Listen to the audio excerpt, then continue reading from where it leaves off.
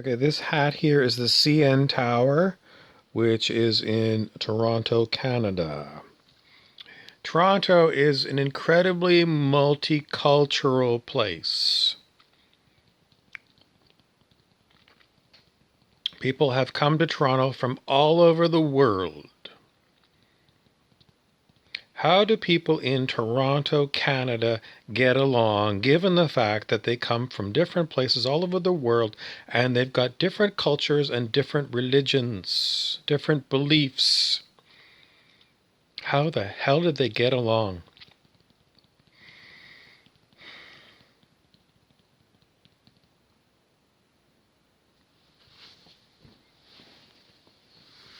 Well, hello, I'm Roy, and I'm from Jamaica, and I live in Toronto, Canada.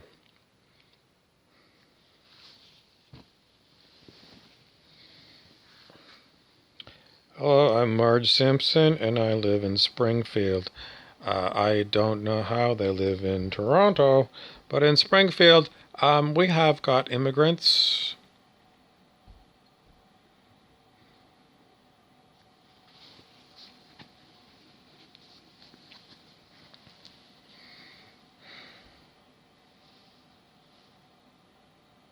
In Los Angeles, if you wear red, it means you're a blood. And if you wear blue, it means you're a Crip.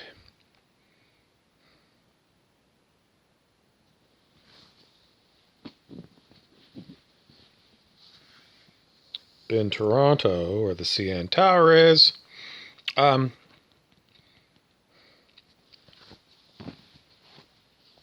Roy from Jamaica says, we get along just fine.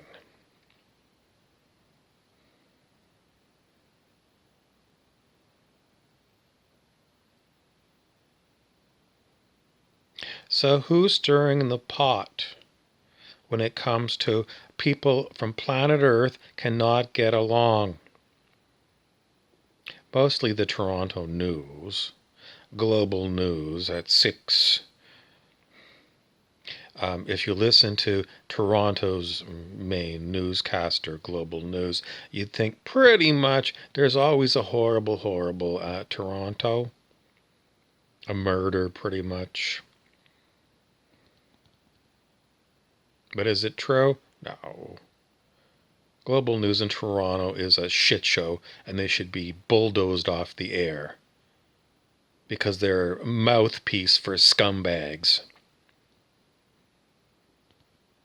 Alan Carter at Global News Toronto, you're a fucking scumbag. And you're too fucking stupid to even recognize yourself in the mirror. Alan Carter, jackass. But Alan Carter does the news. And really, it's not fair to Alan because he's pretty much like Ted Baxter. He's pretty much an idiot announcer. Doesn't have two brains to rub together. And he says whatever they tell him to say. What's the truth about Toronto? Well, let's go back to Alan Carter. Why do I think he's such a stupid fuck? Because he is. Alan Carter is the stupidest fucking person that graduated from his high school. And I didn't go to his high school. I just know from listening to him. The biggest issues constantly that come up with Alan Carter and Global News is they tell you how to think. And they get a bunch of talking heads to confirm with one another that this is the way Canadians and people in Toronto should think. And these people are the stupidest fucks. They're fucking nasty fucking shit demons. All they ever show you is murder. That's what goes on today and every day in Toronto, Canada. There's a murder. Oh, well, they'll say, well, we have our, public interest pieces where we'll congratulate somebody who's a good citizen. That's a pile of fucking shit. What a fucking disgrace. Global News, Global Network, Global my ass. The truth of the matter is, in Toronto, Canada, it is a human disaster. Mostly because humans gossiping keep coming up with, You hear about that one? You hear about that one? Always like, you gotta get through to everybody in planet Earth that we are having a hard time. And pretty much the hard time is because the people who keep telling us how to think tell us to think in terms of we are in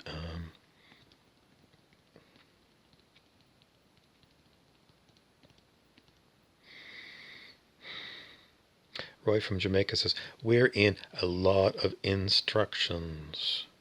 In other words, the government tells us to do this and the government tells us to do that. Who's the government? Probably some fucking idiot that went to Alan Carter's high school. In-depth coverage of anything? No. Little sound bites. This is what you must believe about this. And then we're going to bring on some expert commentators who are going to confirm that this is the way you should think. Groupthink.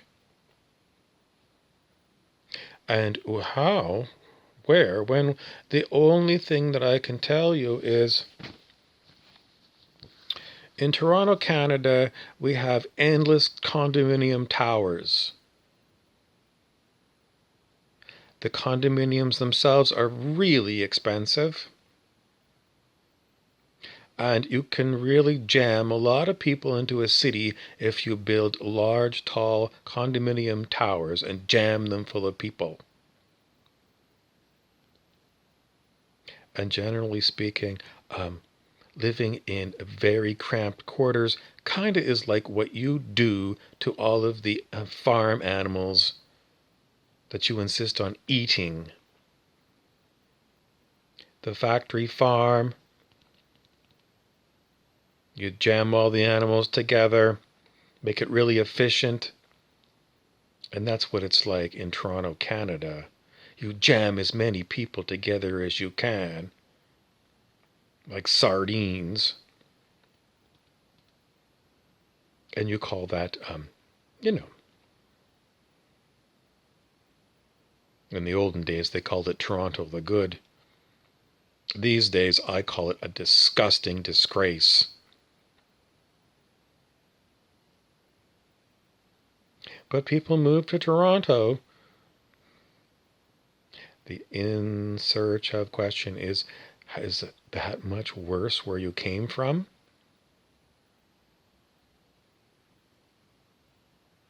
The human big city. What do we know about it? It's too many fucking people in one place.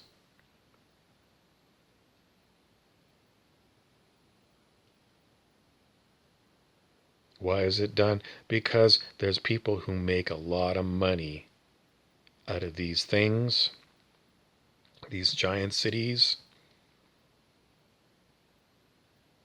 But the truth of the matter is humans should not be living in super tall condominium towers jammed into a megalopolis city. Humans need to have green space. Humans need to have cultural places to go. Humans need a lot of stuff that is not supplied by the city. So you got to buy it privately, and in order to offer that to you in an expensive city like Toronto, it's going to be fucking expensive.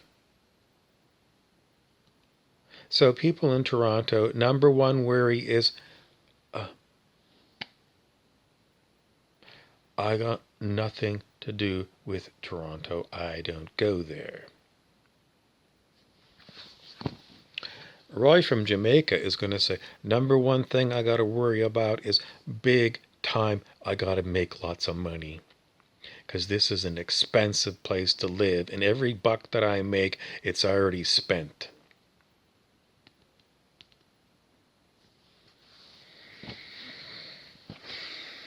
So, how do we fix planet Earth? We're going to have to be able to fix the problem of jammed people in cities.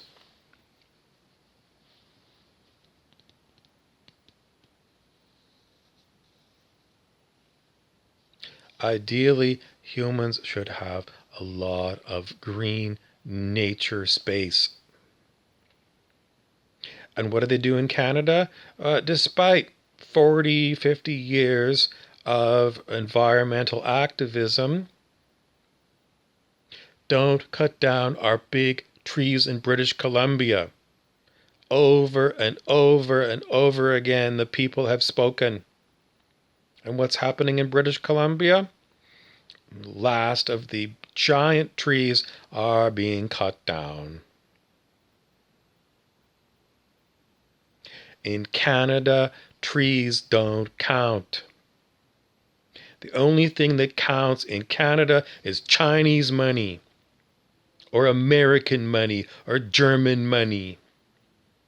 It doesn't matter where the money comes from or where it goes to. All that's going to happen in Canada is full of resources, and we're going to use them all. Exploit the resources.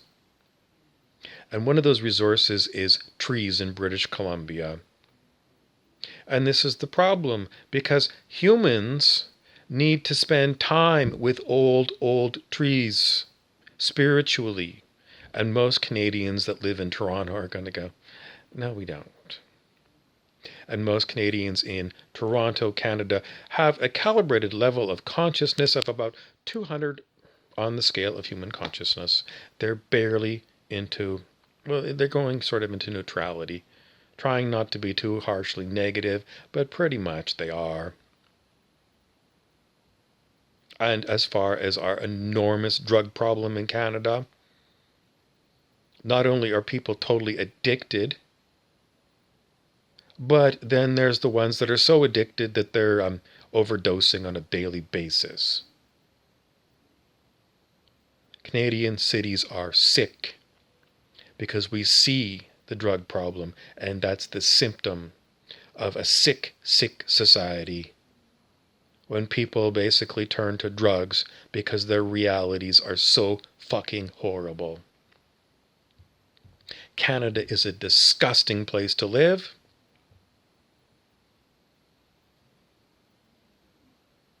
And Canadians are to blame. And the reason it's no better is that Canadians have no consciousness. On the scale of human consciousness, 200 is a shitty place to be. It could be worse, you could be below 200, but, in general, it's a shitty thing. And do any of our governments even know about the scale of human consciousness? Nope. They're too fucking stupid. Fat, obese, disgusting pigs at the trough, the politicians of Canada. They are not spiritually enlightened. They're barely enlightened about economics, and they're pretty much there because Justin Trudeau has a pretty face. It's no way to run a country on the back of morons. Pardon me for using a... The whole point of the matter is stupid is the name of the game when it comes to running our planet. The stupidest fucking idiots and disgustingest criminals you can find on planet Earth are running planet Earth. This is a real issue. And the whole thing never is going to change because all of the population is fucking stupid and spiritually immature. We're going to have to pull up our socks on planet Earth. And the current leadership is never going to work because they all are crap. On the bright side,